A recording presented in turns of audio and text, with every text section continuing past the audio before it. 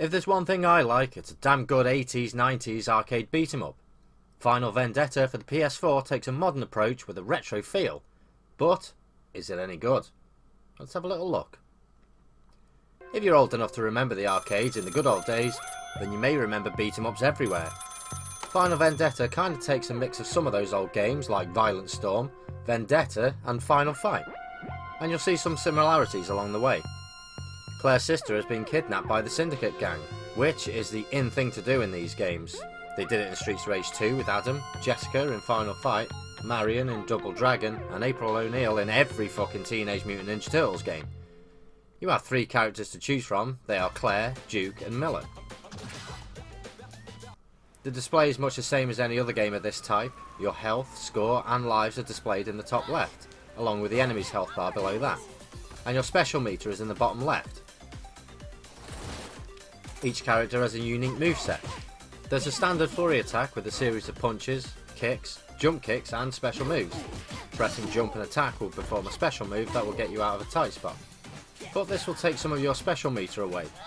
This can be built back up with attacking enemies. Another special is a separate button that performs a quick attack, and depending on who you use, it will vary in damage. You can grapple with enemies and throw a series of hits in, or just throw them. You can also vault over them to perform a suplex move. Whilst in a grapple, you can also use a special move which takes a good amount of energy from your opponent.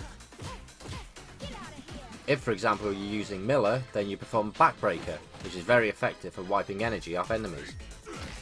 There's the ability to run by tapping left or right twice.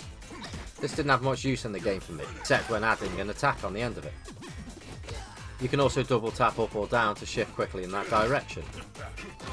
There are collectibles along the way which can be found loose or hidden in items like crates or bins or phone boxes. They may be health power-ups or jewellery or cash for points. But is this game any good? I've seen some reviews saying it's not that good. I suppose if you compare it to all beat 'em up games out there, then this doesn't rate that high.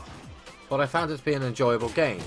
It's not a long game with only 6 stages, but it was still fun to play. It's a mix of old arcade games that fits in nicely with them. The controls are excellent and the hit detection is spot on.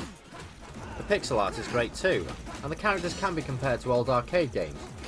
There are some sneaky little Easter eggs here and there, like Xeno Crisis graffiti on the wall, and Utah Saints posters, who of course did this amazing soundtrack alongside Featurecast.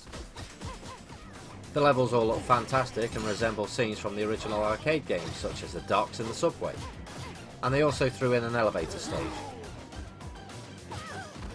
Once completed, you then unlock modes like survival mode, which is fun for a short while. There are also levels of difficulty to ease you into the game, and once completed on hard, this will then unlock ultra hard mode. The scanline filter here can be switched off, but I thought it looked more authentic being left on. Downsides to this game, it's a bit too short. It didn't take too long to get through it. Once I got to the last boss, I didn't realise he was the last one. It could have done with a few more levels. There didn't appear to be any save feature, but you can choose a level to start from in the options. But doing that would be a fresh start from there, and not a continuation of your previous game. The characters don't stand out compared to other arcade games, although I do love Miller's mullet. It's a great game, albeit short. Everything from level design, character design and music are brilliant. A game well worth picking up for any arcade beat 'em up fan.